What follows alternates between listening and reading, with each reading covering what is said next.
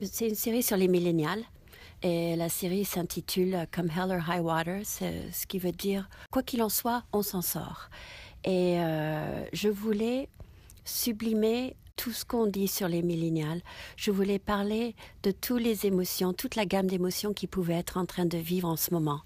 Et celle-là, c'est une qui est plus dans la réflexion et un peu dans la tristesse, je trouve.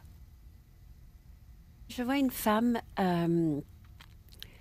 qui a un aspect, je trouve, assez médiéval, assez Botticelli, et je trouve qu'elle dégage une intensité, une fragilité, une certaine tristesse assez puissante dans son regard.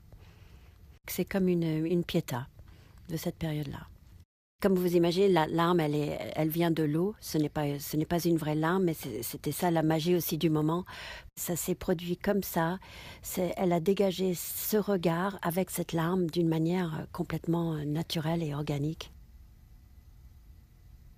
Je n'ai pas fait exprès de choisir des personnes entre guillemets jolies.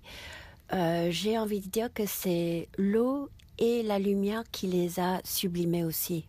C'était tout le sujet qui a fait qu'en fait, il y avait une beauté qui se dégageait. Et c'est moi aussi qui a voulu sublimer leur existence. Parce qu'on a tellement tendance à les critiquer, à dire qu'ils sont égoïstes, qu'ils sont arrogants, qu'ils sont paresseux, qu'ils sont égocentriques. Moi, je voulais les démontrer d'une autre manière, d'une manière un peu plus positive, un peu plus subliminale.